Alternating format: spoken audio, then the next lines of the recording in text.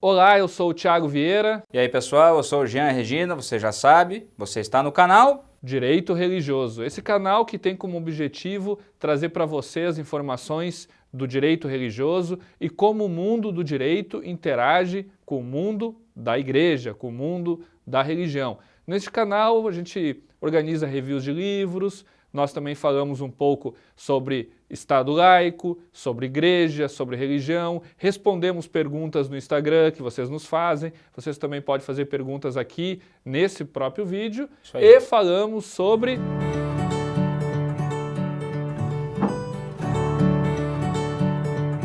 impostos. Exatamente, esse tema que vai ser um tema sempre objeto de vários vídeos, são várias nuances envolvendo esse fenômeno tributário, que ele é tão forte em todos os países, especialmente em países que têm essa formatação mais de uma linha social, como o Brasil tem na sua Constituição, em que tanto a propriedade quanto o consumo, quanto todas as iniciativas humanas são pesadamente taxadas. Então é importante você estar aqui, você chegou no lugar certo, vamos falar sobre impostos e igreja, parte 5, 28, 32. É isso aí, pessoal. E hoje nós vamos falar sobre, vamos responder a pergunta, igreja pode perder a imunidade? Essa é uma pergunta recorrente e também nós percebemos uma recorrente resposta totalmente errada, totalmente equivocada, fruto de ignorância. Contadores, até mesmo advogados, dizem por aí que a igreja pode perder a imunidade. Em grupos de Facebook, em grupos de redes sociais, enfim. Mas, gente, eu já vou antecipar, igreja não pode perder a imunidade. Na campanha presidencial do ano passado, Jean, lembra que tivemos um presidenciável dizendo... Liberal, dizendo de forma contraditória que a igreja deveria ser taxada. Exato. Que a igreja deveria pagar impostos. Exato. Esse candidato foi o candidato do Partido Novo, Amoedo. E justiça seja feita, né? A posição era uma posição pessoal do João Amoedo, não era uma posição do partido. Tanto é que alguns devem lembrar que o candidato ao governo do estado do Rio Grande do Sul, Matheus Bandeira, soltou uma nota dizendo que ele era a favor da imunidade tributária religiosa, tal como ela está na Constituição. Não, e é uma contradição, porque a gente vê vários integrantes do Partido Novo dizendo que, sendo contra a imunidade de igrejas, né? Na verdade... Sob um paletó de que eu sou liberal. Mas exatamente por você ser liberal que você deve ser a favor da imunidade da igreja. Porque, como diz nosso professor, querido mestre Ives Gandra da Silva Martins, você não renuncia o que você não tem. E nós vamos explicar um pouquinho mais no vídeo agora o porquê dessa frase. Em um vídeo anterior a gente já falou um pouco sobre essa questão da imunidade tributária, por que ela existe e por que ela é diferente de isenção fiscal. Então por que na verdade o Estado brasileiro ele não está dando algum benefício para a igreja quando a igreja é imune a impostos. E talvez seja essa a confusão que o Amoedo tenha feito e que tantos outros, sejam liberais ou sejam de outras linhas de ideologia política, também fazem quando o tema é imunidade tributária. O Estado não está privilegiando a religião, o Estado está limitado em matéria de tributação contra a igreja. Né, exatamente. Tem, inclusive no portal do Senado, no E-Cidadania, até uma sugestão legislativa 2/2015, que propõe o fim da imunidade sob dois motivos. Primeiro motivo, a imunidade ofenderia o Estado laico. E nós vamos mostrar aqui que não. E o segundo motivo, líderes eclesiásticos, líderes religiosos, muitos líderes envolvidos em escândalos financeiros. Você realmente acha que a imunidade ofende o Estado laico? Você realmente acha que um líder eclesiástico, um líder religioso, por estar envolvido em um escândalo financeiro, em razão disso deveria se terminar a imunidade? Acabar a imunidade? Por causa da má administração de uma parte que é sinceramente pequena dentro do universo religioso brasileiro, a gente vai criar uma regra agora para acabar com tudo? Né? Essa é uma pergunta bem importante, né? Bom, falando sobre impostos então. O Brasil já tem um monte de imposto, né, Tiago? É. É imposto sobre a renda, imposto sobre o produto industrializado, sobre a circulação de mercadorias e serviços, imposto sobre a operação financeira, venda de serviços imóveis. de qualquer natureza. Até se você morrer, tem imposto. Sobre a doação, sobre a transmissão, então, por mortes causa. Ou seja, são muitos os impostos. O imposto predial e territorial, urbano e rural, né? O IPVA. O IPVA, que é sobre os carros, né? Então, nós temos aí um monte de impostos diretos e também um monte de impostos indiretos que nós pagamos no Brasil. Isso tudo faz parte do que a gente chama custo Brasil, inclusive, que torna o nosso país tão caro, né? Bom, cada imposto tem uma destinação específica. O imposto é esse poder que o Estado tem de poder taxar determinada atividade como forma de se remunerar e fazer com que o ingresso desse valor, que não seria pago voluntariamente pelos cidadãos, possa reverter em benefício para toda a coletividade. Então esse é o conceito básico do imposto. É uma maneira de coletivamente todos financiarem a atividade do Estado, que na verdade existe apenas para servir bem os cidadãos. Eu lembro sempre da Margaret Thatcher, que ela sempre falava assim, ó, dinheiro público não existe, o que existe é dinheiro de pagador de imposto, né? Na verdade é o dinheiro do bolso do cidadão, do bolso daqueles que efetivamente produzem no Brasil, que seja pela produção e empreendedorismo, seja pelo emprego, né? Produzem riqueza. E essa riqueza então ela é taxada, ela é tributada, como forma também de criar as condições para que o Estado possa administrar a justiça, possa administrar a segurança, né? E no nosso país, pela motivação constitucional, também ainda esteja vinculado diretamente ao fornecer saúde e fornecer educação, como direitos fundamentais que são para o Brasil, né, Tiago? E nós sabemos que existem diversos tipos de imunidades, não só a imunidade tributária aos templos de qualquer culto, a imunidade tributária religiosa, mas também imunidades tributárias direcionadas a entidades sociais, a impressão de jornais, de livros, de revistas. Então, nós temos diversos tipos de imunidades. Nós estamos aqui falando da imunidade tributária religiosa, a imunidade tributária às igrejas. É importante você lembrar, como eu falei no começo do vídeo, o professor Ives disse o seguinte, não se renuncia o que não se tem. Bom, o Estado brasileiro, ele é limitado, existe um limitador. Qual é o limitador do Estado brasileiro? A quem o Estado brasileiro deve obediência? A Constituição da República. A Constituição da República é uma carta, é um documento jurídico-político que limita a ação do Estado. E no artigo 150 desta carta está lá, é vedado aos estados, União e municípios instituir impostos no inciso 6º, sobre a linha B, templos de qualquer culto. Então a Constituição veda que o Estado institua impostos sobre as igrejas. É uma vedação constitucional.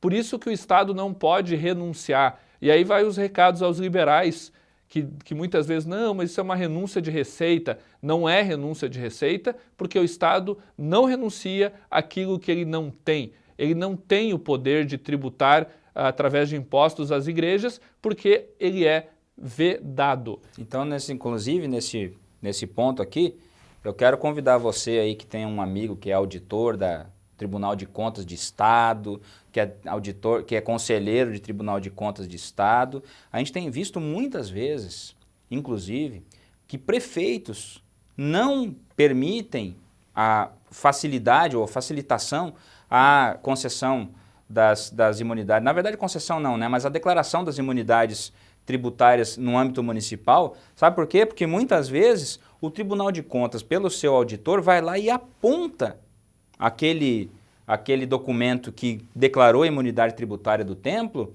como se fosse uma renúncia de receita, Tiago.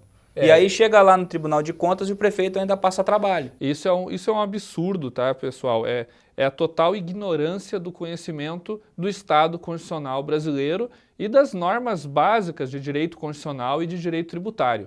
As imunidades, elas só podem ser previstas no texto constitucional.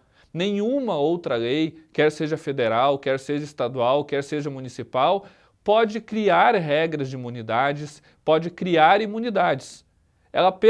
Essas legislações podem apenas repetir o que a Constituição da República Federativa do Brasil diz em seu artigo 150, inciso 6º, a linha B, parágrafo 4º. Então ajuda a gente no Merchan e manda esse vídeo para o teu vereador, para o teu prefeito, para a gente poder aumentar esse bolo, né, de pessoas entendendo um pouco mais o que é a imunidade tributária no Brasil. E diferente das outras imunidades, a imunidade tributária não precisa preencher nenhum requisito, a imunidade tributária religiosa, nenhum requisito para usufruir, para que a igreja tenha essa imunidade. Por quê? Porque a igreja é uma entidade espiritual. A igreja é uma entidade, uma instituição que lida com questões espirituais, com questões transcendentais. Como é que o Estado vai dizer que tem que preencher esse ou aquele requisito?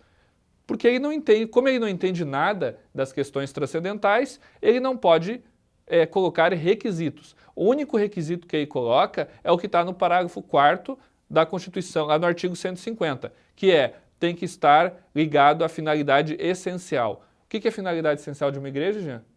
Pregar o Evangelho de Cristo. Ou seja, ser igreja. Se a igreja está sendo igreja, no caso da cristã, né, ou se qualquer outra fé, se o objetivo de uma outra fé está sendo cumprido, é imune. Não tem que se falar de perda de imunidade. Isso não existe, como diria o falecido Padre Quevedo. Exatamente. E você sabe que a gente sempre aqui fala mal sobre as coisas do Brasil e enaltece as coisas dos outros lugares e tal. Mas, por exemplo, nos Estados Unidos, não existe imunidade tributária religiosa. O que existe é isenção tributária caso cumpram um monte de regras lá da Receita Federal Americana.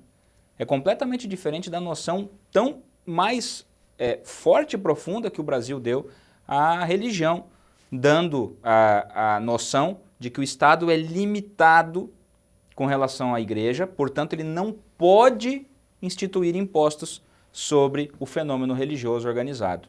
Isso é muito importante de a gente ressaltar aqui também. É o que diz lá no artigo 19, inciso 1º. É vedado à União, Estados e municípios embaraçar o trabalho da igreja. E embaraçar não é impedir, né, gente? Embaraçar é qualquer empecilho. E no momento que você não tem a imunidade tributária, você está embaraçando o trabalho religioso, o trabalho espiritual da igreja. E quando você coloca requisitos também, tem muitos municípios, Jean, que colocam requisitos, por exemplo, que a igreja tem que ter alvará. Sim. Isso não está na Constituição. Ou que ela tem que ter estacionamento. Eu vi esse tempo atrás agora, que ela tinha que ter um estacionamento para poder ter alvará, para poder ter imunidade. Não está na Constituição.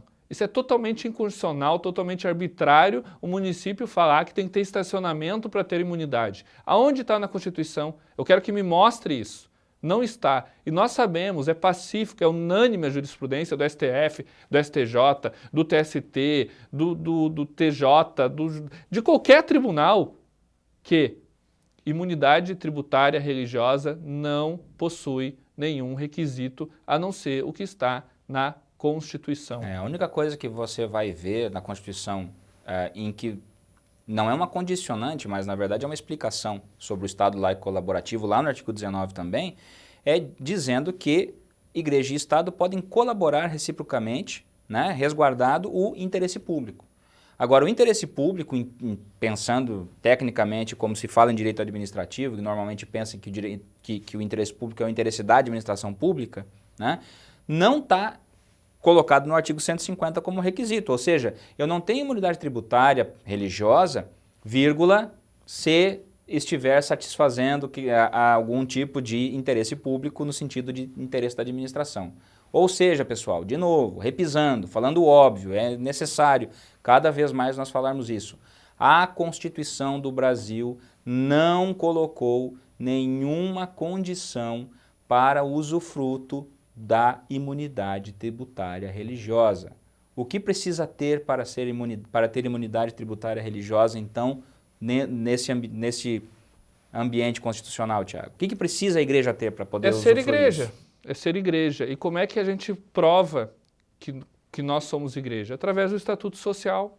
onde lá no Estatuto Social vai ter um objeto espiritual, um objeto que demonstra que a atividade daquelas pessoas, a atividade conjunta daquelas pessoas, está direcionada a algo transcendente, a algo espiritual.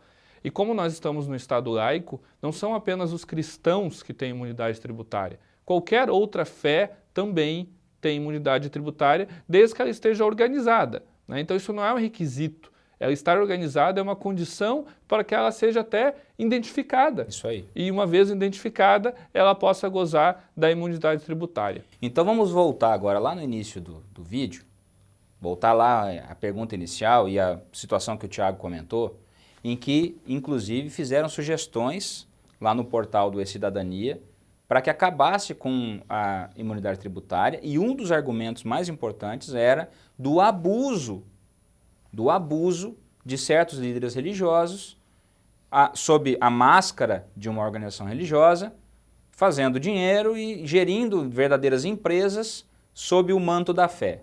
Bom, primeiro que é muito difícil que a gente se coloque na posição de um julgador para dizer que estão abusando de uma determinada organização religiosa, simplesmente porque a sua teologia ou a sua crença, o seu sistema de crenças é muito diferente de um sistema de crenças que talvez o julgador, né, a pessoa que está aí buscando entender essa situação, tenha.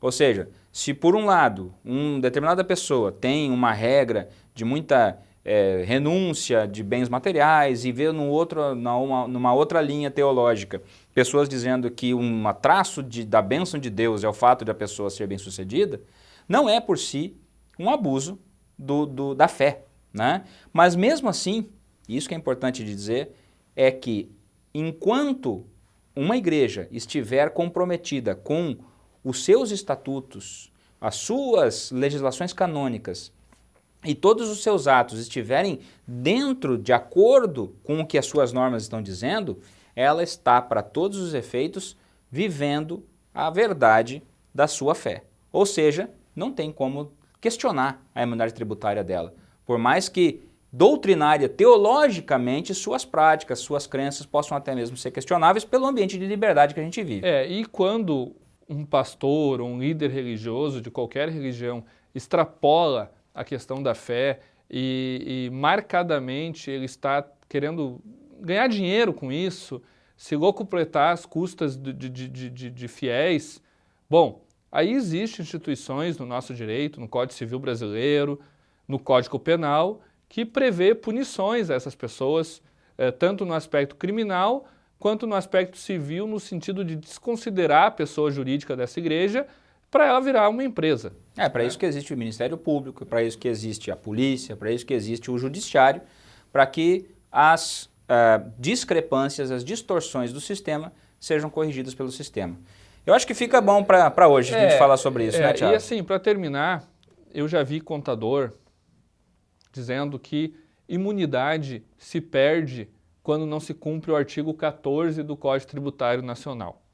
Para esse contador, eu recomendo a leitura de livros do Dr. Ives Gandra da Silva Martins, do Dr. Paulo de Barros Carvalho. Tem um tal de direito religioso aí também que Dr. fala... Tiago Vieira também. Dr. Jean Regina, que fala um pouquinho sobre isso. Então, gente, antes de terminar o vídeo, quero falar que tem alguns contadores por aí. Não todos, tá? Alguns contadores. Alguns advogados também. Não todos, tá, gente? Alguns advogados. Que precisam ler um pouquinho mais sobre direito tributário, direito constitucional.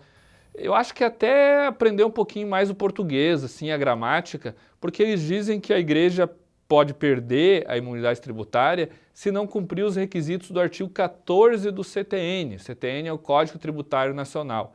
E lá no artigo 14, no caput, significa cabeça, ali no tópico, no próprio artigo 14, diz que as imunidades tributárias estão condicionadas aos requisitos, e daí tem um monte de incisos. Só que fala também as imunidades tributárias referentes às entidades da linha C do artigo 9º.